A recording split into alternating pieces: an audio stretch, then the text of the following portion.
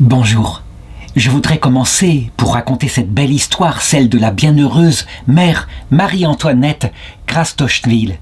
Je voudrais commencer par raconter une anecdote qui m'est arrivée quand j'avais à peu près 24 ou 25 ans, quelque chose comme cela. Je me rappelle, je m'étais toujours dit que s'il venait un jour une circonstance où je devrais risquer ma vie pour aider une personne qui était en danger, je m'étais dit, eh bien je le ferais, bien sûr. Et en théorie, sur le papier, quand je raisonnais avec d'autres, il était clair que, eh bien, on risque sa vie pour défendre un innocent en danger. Et puis, brutalement, sans que je m'y attende, la chose m'est arrivée. J'étais dans un bus à Paris et je me rappelle, tout d'un coup, il y a eu une altercation entre un bonhomme qui était là, peut-être 40 ans, et puis un pauvre SDF, peut-être avait-il renversé quelques gouttes de vin sur sa veste. Il s'est jeté sur lui. Et le bonhomme de 40 ans a pris sa tête et il la cognait contre la vitre du bus. Elle rebondissait, c'était effroyablement violent. Et je suis resté là, paralysé. Et tous les gens qui étaient là autour de moi regardaient leurs pieds, regardaient à droite, regardaient à gauche. Que se passait-il en fait? Eh bien, tous nous disions, et si j'interviens, ne va-t-il pas sortir un couteau?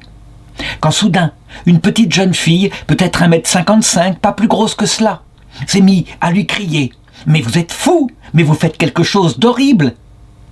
Le bonhomme de 40 ans a été comme paralysé par ce cri venant d'une toute petite jeune fille, et à l'arrêt suivant, il est descendu, il a disparu, au milieu de la rue. Quant au SDF, elle s'en est occupée elle-même. C'est une leçon d'humilité. Pourquoi je raconte ça? Parce que la vie de la bienheureuse Maria Antonina Krastochwil est exactement cela, sauf que elle a appliqué ce qu'elle avait dans la tête depuis toujours, et sa mort, son martyre, elle a été béatifiée par le pape Jean-Paul II en même temps que 108 victimes du nazisme, parmi des dizaines de milliers dont nous ne saurons rien jamais, mais qui au ciel ne sont pas oubliés. Elle a été béatifiée et elle a appliqué ce que dans sa tête peut-être elle s'était dit aussi. Voilà la circonstance, et d'abord il faut raconter ce qu'a été la vie, la préparation de sa vie, puisque elle a vécu 61 années sur terre avant de donner sa vie, eh bien, comme martyr de la charité. Elle naît en 1881, le 21 août, dans une Pologne qui est dépecée à cette époque-là, qui n'est plus indépendante depuis des siècles. Et on se rappelle comment, à l'époque de Napoléon, une femme avait essayé véritablement de lui dire « Recréer la Pologne ». Sire, recréer la Pologne. Elle n'avait pas été recréée. Elle était partagée, eh bien, du côté de l'Est par la Russie orthodoxe qui essayait de la slaviser, et donc qui luttait contre la religion catholique comme elle le pouvait. Et du côté de l'Ouest, par la Prusse quelque part, qui était plutôt protestante et qui considérait cette religion catholique comme superstitieuse avec ce culte des saints, ses dévotions, etc. La Pologne, au contraire, était très solide, et on peut le dire, toutes les familles polonaises, ou presque à cette époque-là, mettaient l'amour de la patrie et l'amour du catholicisme presque dans le même panier qu'ils donnaient aux enfants avec leur baptême. Elle naquit dans une région qui se trouve maintenant en Tchéquie, mais qui à l'époque, eh bien, était considérée comme faisant partie de la région sud de la Pologne. C'est ainsi, je montre une carte qui date du début du XXIe siècle, où toutes les choses ont été repensées, les frontières retracées, et quelquefois les frontières ne correspondent pas exactement à l'endroit où sont les peuples. Mais peu importe, à cette époque-là, en tout cas, on peut le dire, elle est élevée au lait du patriotisme et au lait du catholicisme.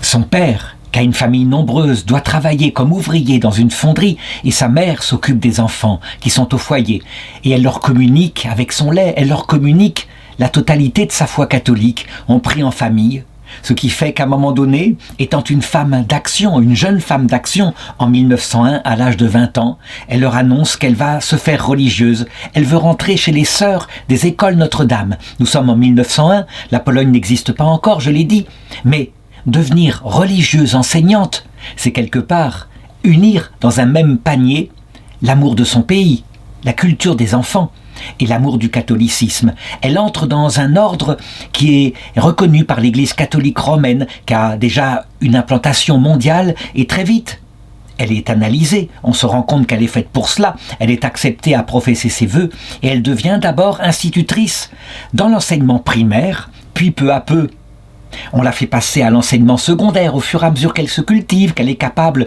d'affronter des élèves qui ont des questions plus profondes avant d'être affectée à l'enseignement supérieur.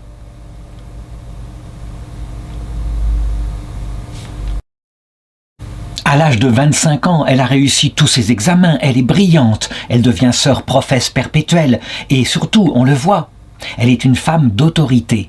Mais pas seulement. Je dirais le grand risque quand on est une femme d'autorité, c'est parfois, parce qu'on n'est pas marié, eh bien, de rabattre son autorité sur les enfants. Du témoignage universel de tous ceux qui vont la connaître à partir de là, c'est qu'elle a été une personnalité merveilleuse, avec le juste équilibre. Je veux dire par là, d'abord une femme de foi profonde, une enseignante sage, intelligente, mais qui alliait l'autorité qu'elle avait sur les élèves et l'amour pour leur personne, les deux ensemble, sans pencher pour l'un ou pour l'autre, car on le sait. Les enseignants que les élèves aiment au-dessus de tout, ce ne sont pas ceux qui ont une autorité de fer au point qu'il n'y a que du silence dans la classe, ce ne sont pas non plus ceux qui n'ont aucune autorité tellement ils aiment leurs élèves, et c'est le bazar dans la classe. Quand il y a les deux en même temps, l'autorité, un enseignement donné profondément dans le silence, et puis l'amour pour ses élèves, pour qu'ils grandissent selon toute leur personnalité, ce sont en général les enseignants qui ont marqué les jeunes, et ceci pour la vie.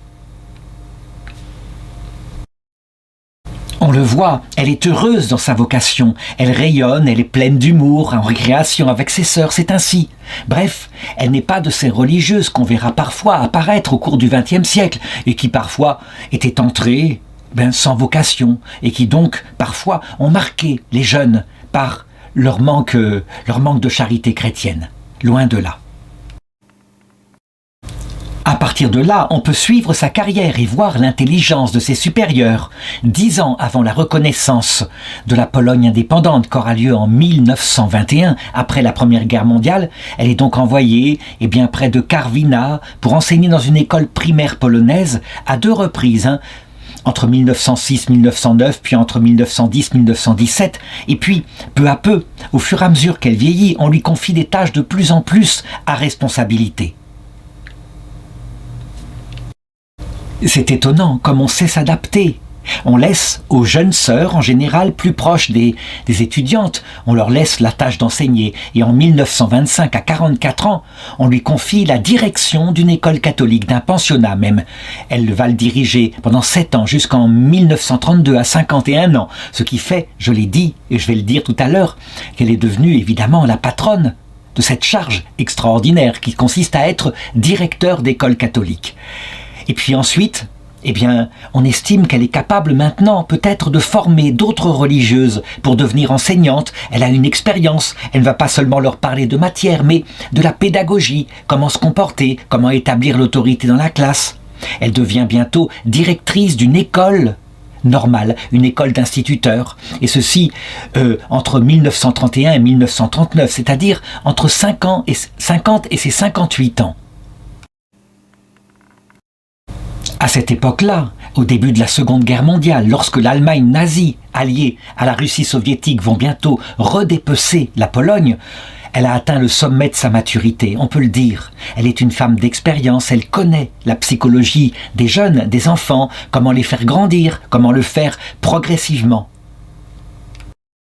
Elles sont nombreuses, les personnes de cette qualité-là, qui seront sur Terre à jamais inconnues, qui simplement sont passées, mais qui, au ciel, sont véritablement connues. Mais elle, en ce qui la concerne manifestement, le Seigneur va vouloir la mettre en avant, un peu comme une lampe qui ne doit pas rester sous un lit, mais pour montrer que sa personnalité serait prête, lorsqu'arriverait l'occasion, serait prête à se sacrifier pour le Seigneur et pour ceux pour qui le Seigneur était mort sur la croix, à savoir ses frères et ses sœurs. Voici que la Seconde Guerre mondiale commence en 1939, on sait comment, par un pacte de bandits. Un pacte entre le monstre Hitler qui a le culte de la race au-dessus, qui vise à dominer le monde pour 1000 ans de paradis sur Terre autour de la race biologique germanique, et de l'autre côté, Staline, le culte de la classe sociale, qu'il dit les pauvres qui, paraît-il, doivent maîtriser toutes les forces de production et de cette façon-là, ils rêvent d'un paradis sur terre qui scientifiquement, dit-il, s'établira. C'est plus fort que tout, les lois sont ainsi, pendant 1000 ans. On le voit, on est face à ce qu'on appelle des millénarismes politiques, c'est-à-dire l'idée, maintenant qu'on a banni la religion qui annonce, elle, que sur Terre, il n'y aura jamais le paradis parfait, mais dans l'autre monde, c'est annoncé pour l'autre monde. Là, au contraire, c'est en débarrasser de Dieu. On estime pouvoir créer le paradis sur Terre en éliminant, évidemment, physiquement et sans scrupule, tous les ennemis de ce paradis. Voilà pourquoi les idéologies politiques et millénaristes du XXe siècle ont fait des millions de morts.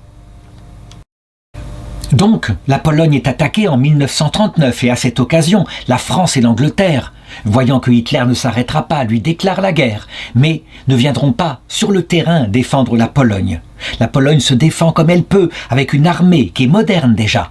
Et alors que, elle perd, elle recule devant les nazis, voici que Staline met en place les causes secrètes du pacte germano-soviétique et poignarde la Pologne dans le dos en l'attaquant par l'Est, s'empare donc de toute la région où elle est, à l'époque, elle est directrice d'école du côté de Lvov.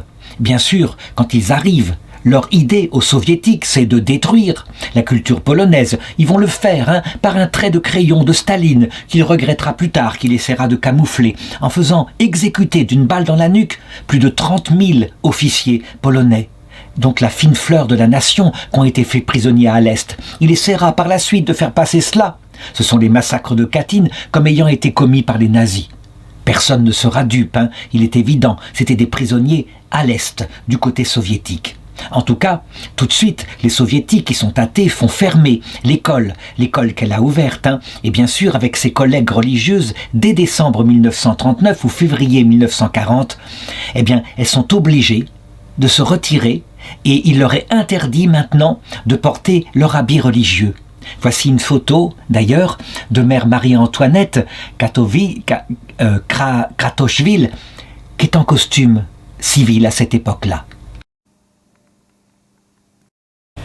Curieusement, l'Union soviétique, qui est officiellement athée, ne va pas s'attaquer tellement aux religieux, mais plutôt, je dirais, aux intellectuels de son côté, là où est l'invasion. Alors que du côté nazi, du côté de l'ouest de la Pologne, on commence à déporter tout ce qui est un peu le cœur battant de la Pologne, donc des universitaires et des prêtres. Ils sont déportés à Auschwitz, qui à l'époque n'est pas encore un camp d'extermination, mais un camp de concentration, où on tue tout de même par le travail. Il y aura en particulier là, qui sera prisonnier, Saint Maximilien Kolbe, un prêtre polonais, qui sera canonisé plus tard, lui aussi martyr de la charité. Il a donné sa vie pour un père de famille polonais qu'on allait envoyer au bloc de la mort pour qu'il meure et qui pleurait parce qu'il n'allait pas revoir sa femme et ses enfants. Hitler, pendant ce temps, est occupé à battre la France, puis il essaye de s'attaquer à l'Angleterre, il ne peut pas. Il y a un barrage, il y a le Channel, comme on dit. Donc la Manche qui fait barrage. Il essaye par des avions et il n'y arrive pas. À un moment donné, ça le retarde un peu et puis il finit par faire son grand projet qui était marqué dans Mein Kampf, auquel Staline ne va pas croire, croyant que Hitler est loyal. Comme quoi, on peut que parfois se tromper. Et finalement, en 1941, il décide de lancer l'opération Barberousse, donc d'envahir avec toutes les forces qu'il a pu réunir et des chars qui sont pris aux armées vaincues, d'envahir l'Union soviétique. Pour lui, il a le souvenir de la Première Guerre mondiale, où les armées allemandes avaient donné véritablement un retord aux armées russes. Pour lui, ce sera une opération rapide, d'autant plus, pense-t-il, que, comme Staline a décapité l'armée rouge, en éliminant par sa paranoïa les meilleurs officiers, on arrivera vite à Moscou. Et ce sera une partie de plaisir. La réalité, évidemment, c'est que l'armée rouge, poussée par l'idéologie communiste et par la terreur de mourir, va réussir à se retourner et que l'URSS, évidemment, a derrière elle un territoire immense avec des gens tout à fait primitifs qui n'hésitent pas à sacrifier leur vie pour chasser les nazis. Avec l'invasion des soviétiques, Hitler a lancé une guerre idéologique, c'est ainsi qu'il le dit. Il a donc créé ce qu'on appelle des Einsatzgruppen, c'est-à-dire des groupes d'extermination qui sont là et qui doivent exterminer dès qu'ils les trouvent, non seulement les commissaires politiques soviétiques, qui souvent, dit Hitler, sont des juifs, mais en plus, tout le peuple juif. Et c'est comme ça que la Shoah par balle va commencer, avec en particulier un certain officier qui s'appelle Hans Krüger, qui va avoir dans notre histoire un rôle important.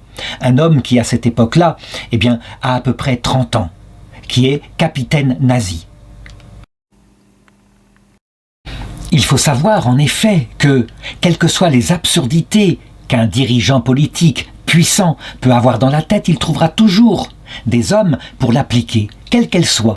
Le nazisme en est une, au prétexte qu'il y a des banquiers nazis, au prétexte qu'il y a des banquiers juifs, effectivement, donc qu'ils possèdent des capitaux. Hitler a élaboré une théorie du complot comme quoi tous les malheurs de l'Allemagne viennent du peuple juif, qu'il faut l'éliminer complètement, où qu'il soit. Et donc, ces groupes d'extermination sont chargés de cela. Ils doivent exterminer partout, y compris les paysans ukrainiens, polonais, tous ceux qui sont juifs, qui sont traités comme des sous-hommes, comme étant un peuple qui complote de manière incroyable jusqu'au fond des campagnes ukrainiennes, qui complotent pour dominer et écraser l'Allemagne. Voilà la théorie d'Adolf Hitler. Parmi ces hommes d'action, il y a Hans Krüger, et on suit facilement son cheminement. On a tous les dossiers, on voit bien d'abord au point de départ l'élimination par balle, je l'ai dit, et puis début juillet 1941 à Lemberg, il décide d'exterminer l'intelligentsia polonaise de la Vigne.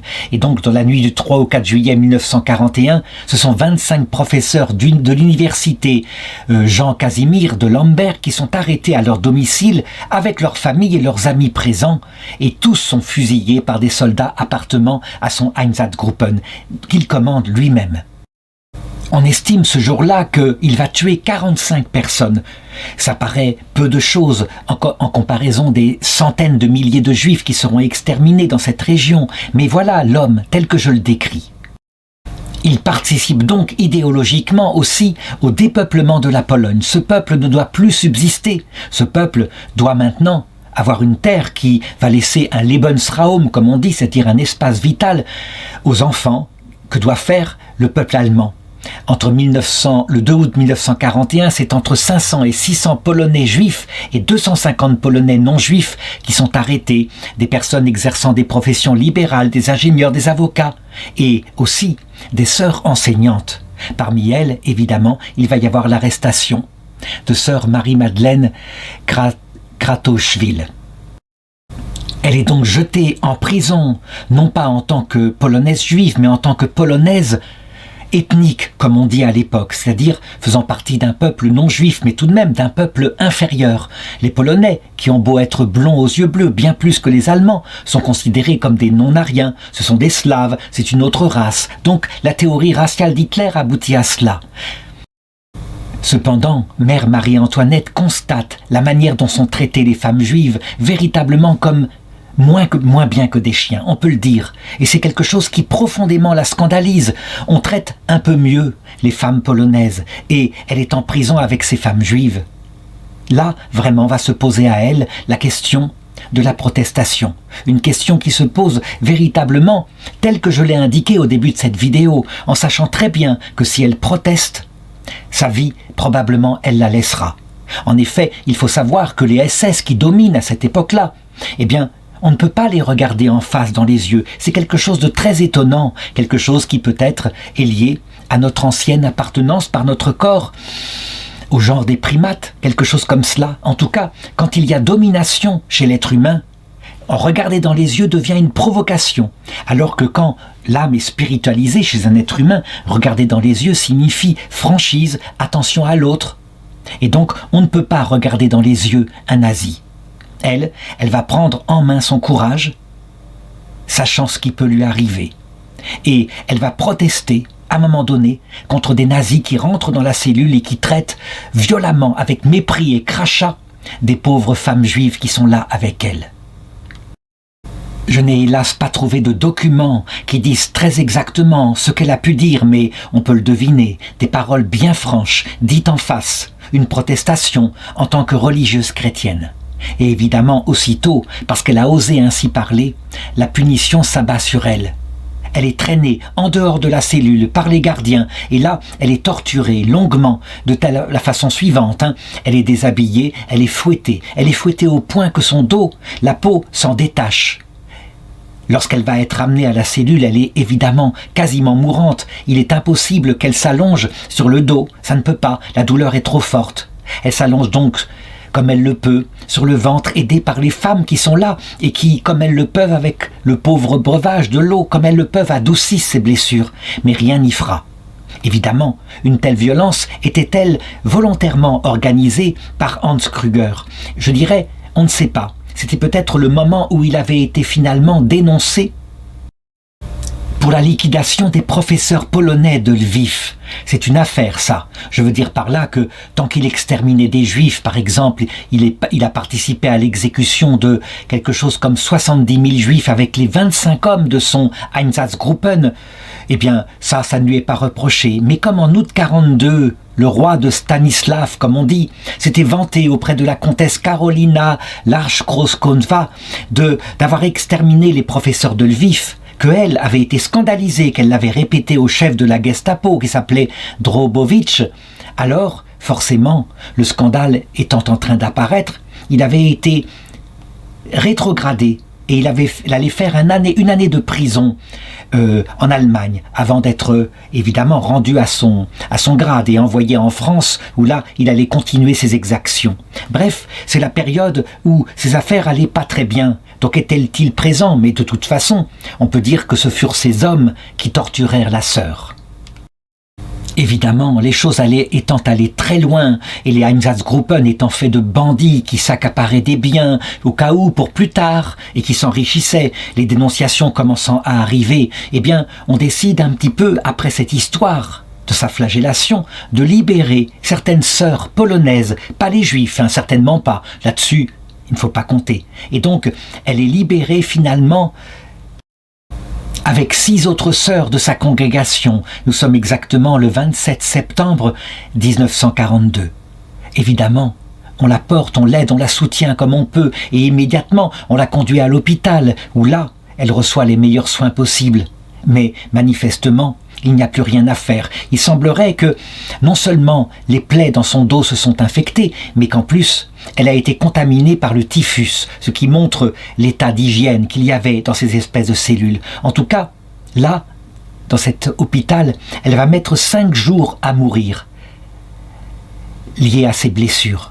Elle ne mourra pas sans les sacrements, bien sûr, sans être accompagnée. Ce sera sa dernière récompense. Elle meurt donc le 2 octobre 1942 à l'hôpital et elle est inhumée au cimetière de Sapienski dans la ville de Stanisławów. Elle ne sera pas, hélas, la seule martyre des sœurs de l'école Notre-Dame, la congrégation dont elle faisait partie. Certaines n'ont jamais réapparu, ont disparu, exterminées quelque part. D'autres ont été victimes de viols, soit par les nazis, soit par les soviétiques. D'autres ont été battues comme elle, d'autres abattues. En tout cas, ce qui est sûr, c'est que, après la guerre, sa mémoire va rester. Et, je dirais, la plus grande joie qui va lui être faite depuis le ciel, où elle est montée, évidemment, immédiatement, comme martyr de la charité, c'est quand, à un moment donné, lors d'une réunion de ce congrès international de collaboration qui est créé après-guerre pour la justice, pour la paix, pour l'harmonie entre les peuples, et en particulier pour l'harmonie avec le peuple juif de la part des Polonais qui très souvent étaient antisémites, alors elle va être déclarée patronne de cette congrégation qui s'appelle Shalom. Shalom, ce qui veut dire en hébreu la paix. Et puis, elle aura la récompense suprême venant de la terre, puisqu'elle sera béatifiée par le saint pape Jean-Paul II. Elle est aussi devenue patronne des directrices d'école et des directeurs, ce qui, il faut le reconnaître, est quelque chose de grand. Ça n'existait pas jusque-là, mais un directeur d'école, c'est un apostolat très difficile, avec souvent des profs qui font la guerre, et toute l'angoisse qu'il peut y avoir à porter toute une éducation. Les ministères, bref, toute l'administration. Elle a eu le courage d'être plus forte que cela. En tout cas, qu'est devenu Hans Krüger, celui qui, plus ou moins, est le responsable de sa mort? Eh bien, c'est un de ces hommes qui jamais ne va être vraiment puni. Il arrive après la guerre à se faire passer pour un soldat allemand parmi les autres, alors que c'est un SS qu'il a sous le bras droit, évidemment. Son groupe sanguin qui est tatoué. Mais il passe entre les gouttes. Il est finalement libéré en 1949 et là, il osera se lancer, non seulement dans une carrière matérielle pour gagner sa vie, mais dans une carrière politique, avant évidemment qu'il ne soit reconnu, rattrapé par l'Allemagne fédérale. Ce n'est que 22 ans après son crime qu'il s'ouvrira à Münster son procès. Et le 6 mai 1968, il sera condamné à la réclusion criminelle à perpétuité par l'Allemagne fédérale. Il sera finalement libéré en 1986, donc après 20 années de prison. Il mourra 2 ans plus tard, le 8 février 1988, à l'âge de 79 ans, pour affronter, évidemment, de l'autre côté, la démonstration qu'il ne sert à rien à l'homme de gagner l'univers s'il vient à perdre son âme. Est-ce à dire qu'il est damné pour l'éternité? On n'en sait rien, bien sûr, et je l'ai dit souvent, il faut toujours penser à cela. Le Seigneur, dit saint Paul, a enfermé tout homme dans la désobéissance afin de faire à tout homme miséricorde, c'est-à-dire pour proposer à tout homme le pardon. Et si un homme vient à se repentir malgré les immenses crimes qu'il a commis, alors, comme disait sainte Thérèse de l'Enfant Jésus, les plus grands crimes deviennent comme de la paille dans un brasier ardent. Le Seigneur donne une parabole magnifique au cas où il se soit repenti, ne serait-ce que par l'accueil de mère Marie-Antoinette, qui l'avait accueilli dans l'autre monde. Il le dit, celui à qui on pardonne beaucoup, aime beaucoup. Parce que Marie-Madeleine, en fait, est l'image de nos âmes pécheresses et de la possibilité, évidemment, d'être sauvés de cette manière-là, dans l'autre monde, à l'heure de la mort. Certains disent que ce discours-là est trop miséricordieux, qu'un homme comme cela, il n'y a pas à discuter, il est damné par Dieu aussitôt, pour l'éternité. Je dirais, il faut faire attention. Jésus l'a montré à la croix, et de la manière dont nous jugeons les autres, attention, parce que nous nous appliquerons à nous-mêmes le même jugement lorsque nous verrons nos péchés. Donc, il faut être capable de prier, en particulier pour ceux qui sont les plus grands pécheurs, et en voici un.